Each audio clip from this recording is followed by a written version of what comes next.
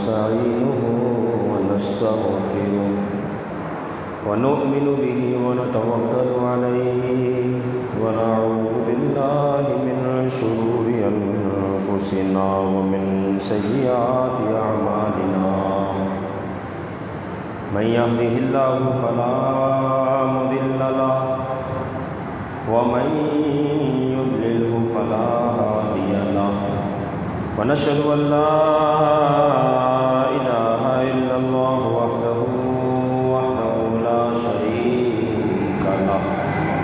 ونشهد أن سيدنا وحبيبنا ومولانا محمدا عبده ورسوله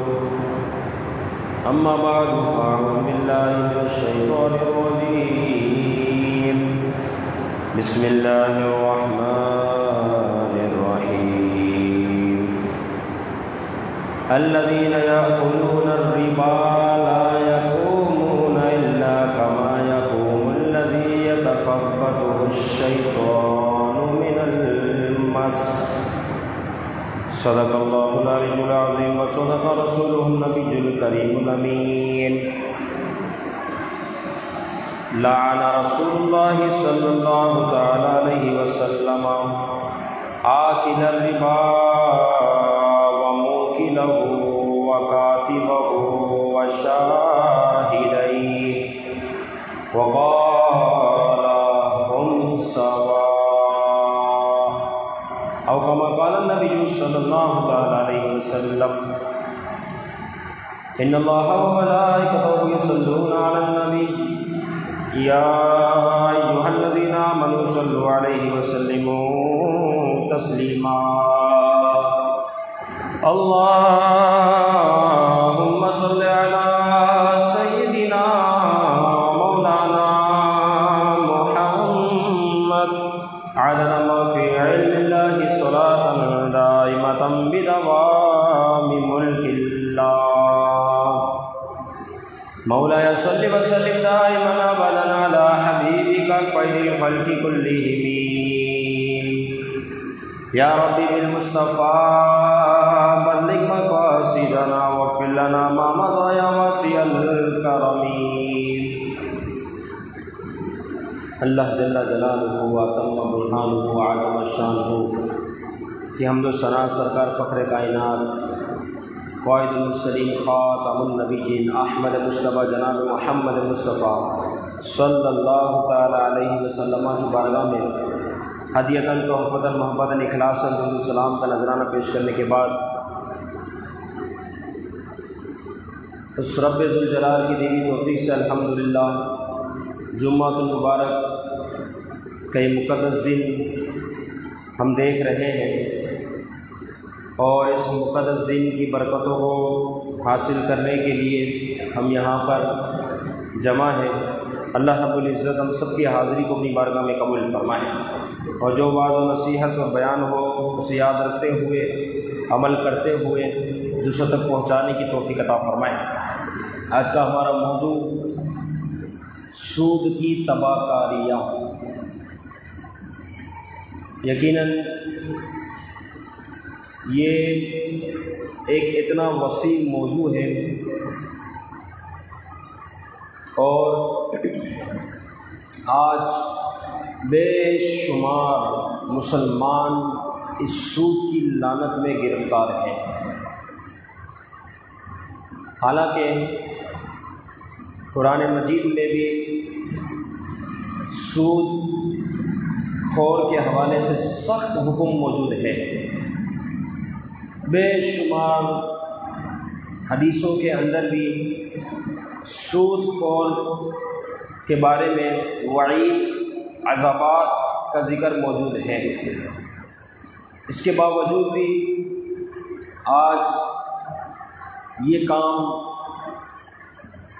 حکومتی سطح پر بڑے فخری انداز میں کیا جاتا ہے اور اعلان کیا جاتا ہے اور بے شمار مسلمان اس عذاب والے کام میں ملوث ہیں اور نام بدل کر مسلمانوں کو بے وقوف بنایا جا رہا ہے۔ کہ سود انٹرسٹ اب کہہ دیا گیا پروفٹ، الیاذ باللہ۔ تو یاد رکھیں کہ سود خور جو شخص ہے اس کے بارے میں سورۃ البقرہ 3 پارہ آیت نمبر 275 اللہ رب العزت ارشاد فرماتا ہے الذین یأکلون الربا، وہ لوگ جو سود کھاتے ہیں، لا یقومون الا کما یقوم الذی یتخبطہ الشیطان من المس، بروز قیامت سود خور شخص اپنے رب کے حضور کھڑا نہیں ہو سکے گا، حالانکہ جب قبروں سے نکلیں گے، جو جہاں پر ہوگا، جہاں پر اس کی تدفین ہوئی ہوگی، جہاں جہاں پر جس کے ساتھ آخری رسومات ادا کی گئی ہوگی، وہ وہاں سے نکلیں گے، ان میں کافر بھی شامل ہے۔ ہر ایک اس جگہ کو چھوڑ کر بروز قیامت، بروز محشر اس جگہ کو چھوڑ کر اللہ کے حضور پیش ہونے کے لیے دوڑے گا، چلے گا، آگے بڑھے گا، لیکن یہ سود خور اتنا بڑا لعنتی شخص ہوگا، اتنا برا یہ شخص ہوگا کہ میرا رب فرماتا ہے لا یقومون، کہ یہ شخص تو اس موقع پر کھڑا بھی نہیں ہو سکے گا، جیسے کھڑے ہونے کی کوشش کرے گا پھر گر جائے گا، الا کما یقوم الذی یتخبطہ الشیطان من المس، اس کی طرح ہوگا جس طرح آسیب زدہ شخص ہوتا ہے جسے شیطان نے خبطی کر دیا، جو مخبوط ہو گیا کہ وہ چلتا ہے تو گر جاتا ہے، گفتگو کر نہیں سکتا، تو یہ آسیب زدہ شخص ہے جس پہ جین بھوت پریت وغیرہ کا اثر آ جائے۔ تو فرمایا جس طرح اس شخص کی حالت کیسی ہوتی ہے کہ وہ منزل کو جانا چاہے تو نہیں جا سکتا، چلنا چاہے تو صحیح نہیں چل سکتا، صحیح کلام کرنا چاہے تو صحیح کلام بھی نہیں کر سکتا، تو فرمایا سود خور شخص کا انجام بھی اسی طرح ہو، اور یہ اس کی سب سے بڑی اس وقت پہچان ہوگی۔ اس وقت جس کا جو معاملہ ہوگا اس کی پہچان سے اس کو پہچان لیا جائے گا، اس کی حرکتوں سے پہچان لیا جائے گا کہ اس کا آیا جرم کیا ہے، آیا اس کی سزا کیا ہے، وہ گھڑی وہ موقع اس طرح ہوگا۔ تو سود خور اپنی قبر سے اٹھے گا لیکن وہ چل نہیں سکے گا، ایک قدم آگے بڑھائے گا پھر گرے گا، پھر ذرا آگے بڑھنے کی کوشش کرے گا پھر گرے گا، یہ اس کا سلسلہ چلتا رہے گا۔ میرے رب نے ارشاد فرمایا لا یقومون الا کما یقوم الذی یتخبطہ الشیطان من المس، کہ آسیب زدہ جیسے اس کی کیفیت ہو جائے گی۔ دنیا میں تو بڑا عیش و عشرت میں رہا، اپنی عقل کو چلاتے ہوئے کہ دیکھو میں کتنا کما لیتا ہوں، کس طریقے سے لوگوں کو بیوقوف بناتا ہوں، اور کس طریقے سے جو ہے مال میں اضافہ کر رہا ہوں، لیکن یہ شخص اتنا بڑا بد نصیب ہے کہ بروز محشر، بروز قیامت تو کافر بھی اٹھے گا اور چلنا شروع کر دے گا، لیکن یہ سود خور اس موقع پر بھی چلنے کے قابل نہیں ہوگا، اتنا بڑا بد نصیب ہے۔ آپ علیہ الصلوۃ والسلام نے ایک موقع پر ارشاد فرمایا، کیا فرمایا؟ لعن رسول اللہ صلی اللہ تعالی علیہ وسلم، اللہ کے حبیب علیہ الصلوۃ والسلام نے ایسے شخص پر لعنت فرمائی۔ کون سا شخص ہے؟ فرمایا آکل الربا، سود کھانے والا، سود کھانے والے شخص پر حضور علیہ الصلوۃ والسلام، آپ علیہ الصلوۃ والسلام کی طرف سے لعنت کا حکم ہے کہ ایسے شخص پر لعنت ہے، حالانکہ حضور کی ذات تو وہ ہے کہ جسے رحمت للعالمین بنا کر بھیجا گیا، جبکہ لعنت کا معنی یہ ہے کہ رحمت سے دور کر دینا۔ تو وہ ہستی جسے اللہ رب العزت نے رحمت للعالمین بنا کر بھیجا، وہ ذات یہ اعلان کر رہی ہے کہ لعن رسول اللہ صلی اللہ علیہ وسلم آکل الربا، کہ جس نے سود کی رقم سے کچھ کھایا، اللہ کے حبیب علیہ الصلوۃ والسلام کی ایسے شخص پر لعنت ہے۔ کتنا بد نصیب ہوا یہ شخص، معاشرے کا کتنا گندا ہو گیا یہ شخص کہ جہاں سے رحمت کو طلب کیا جاتا ہے وہاں سے ایسے شخص کو لعنت ملتی ہے۔ تو یہ سود کھانے والا ہے، کیوں کھانے والا شخص ہے تو اس کا مطلب یہ کمانے والا بھی ہے، جب کما رہا ہے تو کھا رہا ہے۔ آگے فرمایا کہ منہ کیلا ہو، کھلانے والا بھی۔ اس حدیث کے اندر فرمایا آکل ربا، کھانے والا بھی شخص، اور منہ کیلا ہو، کھلانے والا شخص۔ مطلب کیا ہوا کہ پہلی صورت میں سود لینے والا اور منہ کیلا ہو اس حکم کے تحت سود کو آگے دینے والا۔ جب سود لینے والا ہوا تو خود کھانے والا ہوا، سود دینے والا ہوا تو پھر اس رقم سے دوسرے لوگ کھائیں گے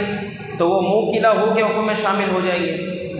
تو فرمایا سود لینے والا اس پر بھی اللہ کے حبیب کی لعنت، سود دینے والا اس پر بھی اللہ کے حبیب کی لعنت ہے۔ اور آگے فرمایا وَكَاتِبَهُ، سودی دستاویزات پر دستخط کرنے والا، وہاں پر رہتے ہوئے اس کام میں شامل حال ہونے والا۔ بڑے سیدھے سادے اس قسم کے لوگ ہیں، عجیب و غریب ذہن رکھنے والے، جو بآسانی کہہ دیتے ہیں کہ ہم نے تھوڑی سود کا کاروبار کیا ہے، ہمیں صرف دستخط کیے ہیں، یہ تو ہماری ذمہ داری ہے، یہ تو ہماری تجارت ہے، یہ تو ہمارا لین دین کا سلسلہ ہے، یہ تو ہماری جاب ہے۔ حضور علیہ الصلوۃ والسلام نے ایسے شخص کے لیے بھی اشارہ فرما دیا کہ یہ نہ سوچ کہ تیری جیب میں تو سود کی رقم نہیں جا رہی، یہ نہ سوچ کہ نہ میں لے رہا ہوں نہ میں دے رہا ہوں، بلکہ یہ دیکھ کہ تو اس دستاویزات پر، ان پیپر پر دستخط تو کر رہا ہے نا، تو لہٰذا جیسا کھانا اور کھلانے والے کا، لینے اور دینے والے کا حکم ہے، فرمایا تیرا بھی وہی حکم ہے، تو بھی ان معاملات میں برابر کا شامل ہے۔ اس لیے فرمایا کہ کاتبہ ہو، اس کو لکھنے والے کا بھی یہی حکم ہے۔ آگے فرمایا وَشَاهِدَيْهِ، کہ کچھ لوگ وہاں پر جمع ہیں اور وہ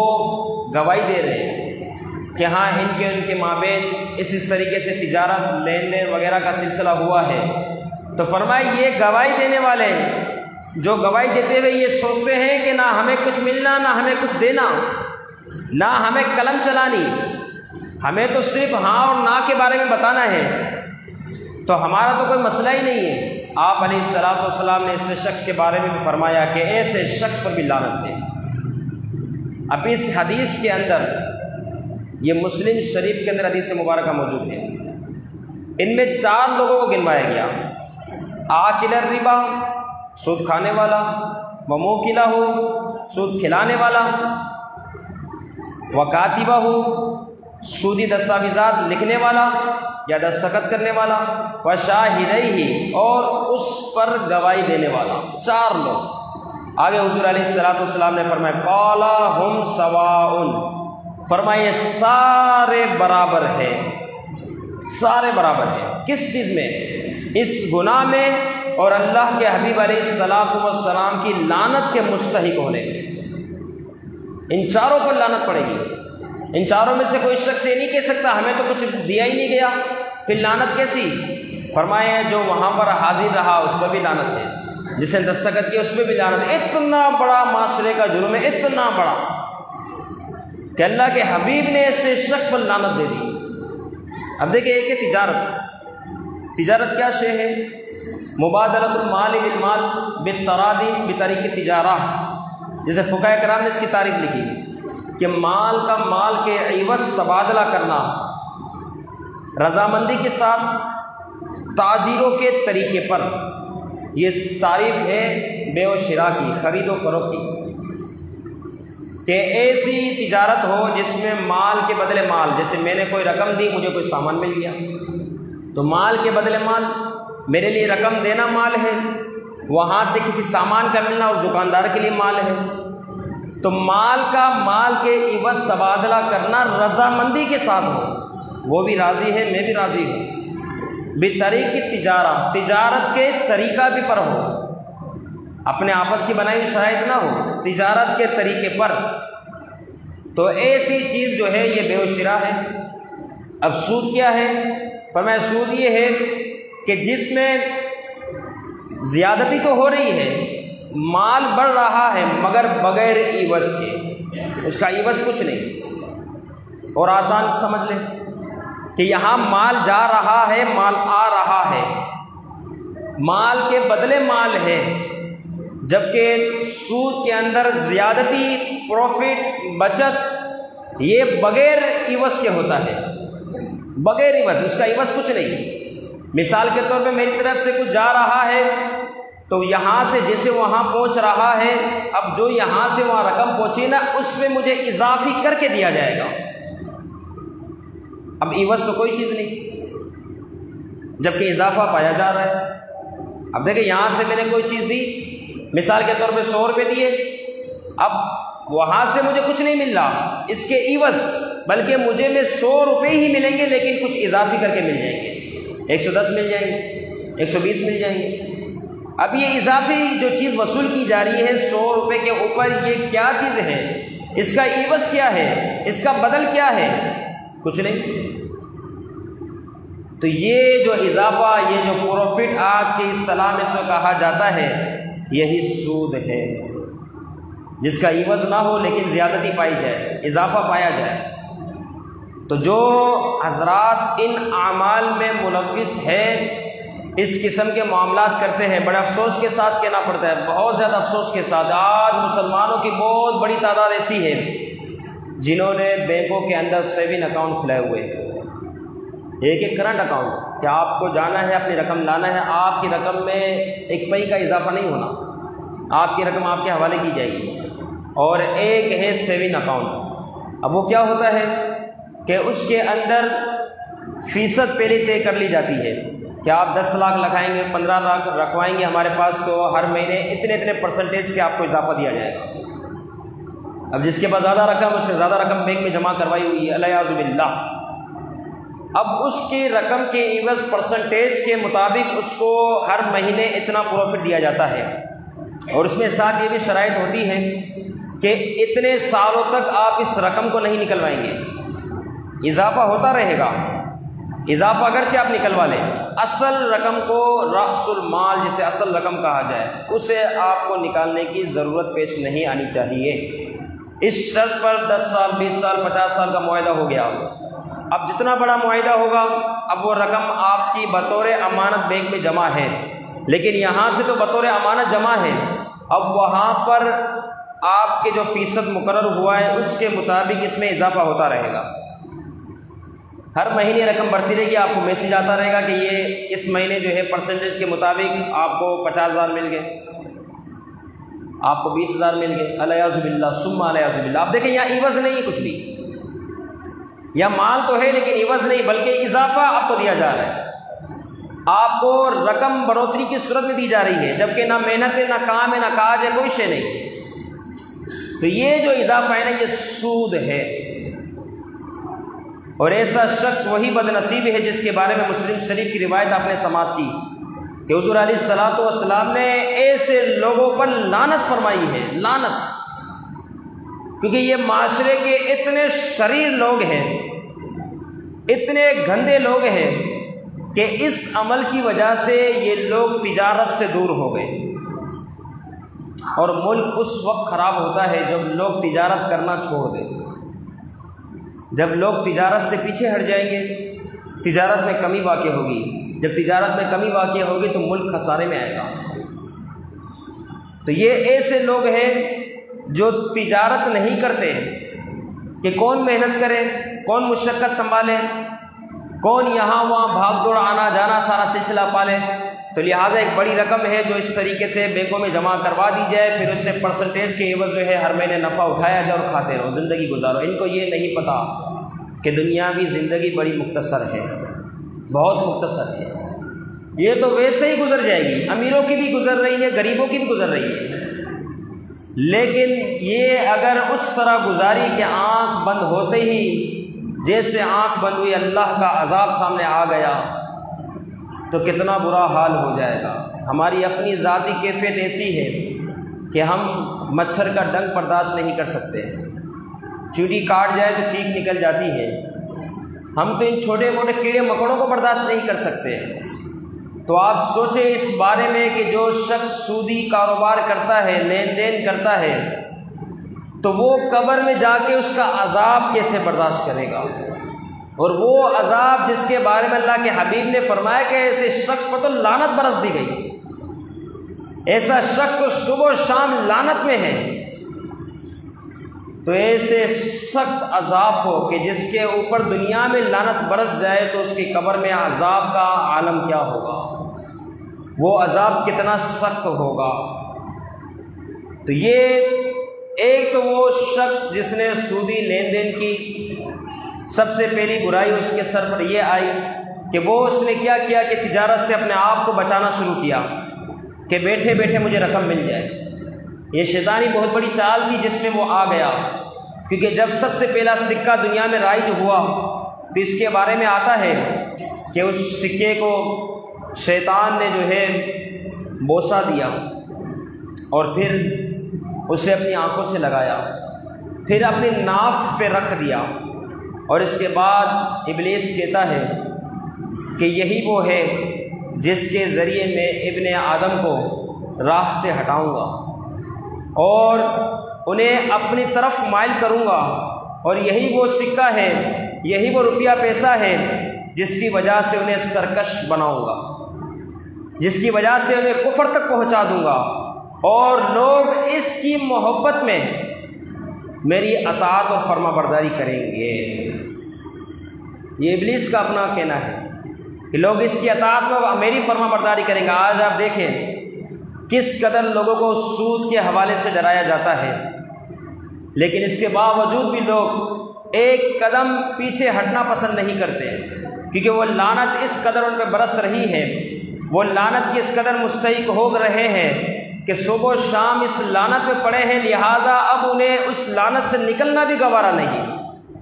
کہ جس کے بارے میں تم کلمہ گو مسلمان ہو، حضور کے امتی ہو۔ اللہ کے حبیب فرما رہے ہیں کہ سودی معاملات کرنے والا، گواہی دینے والا، دستاویزات پہ دستخط کرنے والا،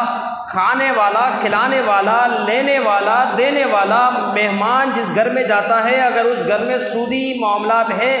تو مہمان کا وہاں ٹھہرنا، وہاں کھانا، سارے کے سارے فرمائے سب پر اللہ کی لعنت ہے۔ اس طرح حضور نے فرمایا میری بھی ان لوگوں پہ لعنت ہے۔ اس کے باوجود بھی لوگ جو ہے اس قسم کے کاروبار میں ملوث ہیں۔ تو ایک تو وہ اپنے آپ کو اس کاروبار سے بچاتا ہے، دوسرا سودی معاملات کرنے والے کی چاہت ہوتی ہے کہ میرا مقروض جسے میں نے قرض دیا ہے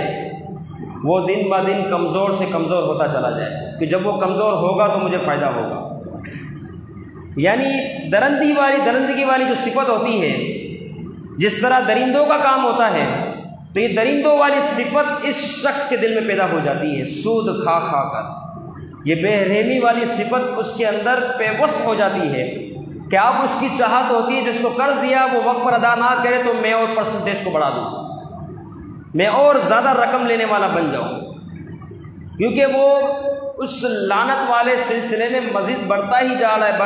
رہا ہے۔ ایک وقت ایسا آتا ہے کہ ایسا شخص اس دنیا سے جاتا ہے اور آخر کار پھر قبر میں جب تک حشر برپا نہ ہو اس وقت تک اس کے اوپر عذاب ہی عذاب ہے۔ جیسے کہ آپ نے ابتدا طور پہ سنا کہ اللہ رب العزت فرماتا ہے کہ ایسا شخص وہ ہوگا جو بروز محشر کھڑا بھی نہیں ہو سکے گا، اس کی حالت، اس کی کیفیت اس قدر خراب ہو چکی ہوگی سود کھا کھا کر۔ تو اتنا برا ہے یہ شخص، لیکن آج بڑے افسوس کے ساتھ کہنا پڑ رہا ہے انہی سودی معاملات کے اوپر باقاعدہ لوگوں کو بلانے کے لیے، لوگوں کو دعوت دینے کے لیے کہ سود کا کاروبار کرو، سود سے نفع حاصل کرو، یہ وہ اس بارے میں کالم لکھے جا رہے ہیں، مضامین لکھے جا رہے ہیں، کتابیں لکھی جا رہی ہیں، یعنی کس قدر مسلمانوں کو گمراہ در گمراہ کیا جا رہا ہے۔ اور یہ مسلمان ہے جو اس لعنت میں پڑ گیا ہے اور اس سے نکلنے کا اس کا دل نہیں کر رہا۔ اللہ رب العزت سودی معاملات سے ہم سب کی حفاظت فرمائے اور معاشرے کی اس برائی سے ہم سب کو محفوظ فرمائے۔ اس کی بڑی تفصیل ہے کہ قرض کے اوپر بھی سود ہو جاتا ہے، اس کی کیا شرائط ہے، اور اس سود کے اوپر کتنی وعیدیں ہیں، بڑا وسیع موضوع ہے۔ انشاءاللہ آئندہ جمعۃ المبارک کو بھی اسی موضوع پر کلام ہوگا۔ اللہ رب العزت ہم سب کی اس گندے فعل سے ہم سب کی حفاظت فرمائے۔ وما علینا الا البلاغ۔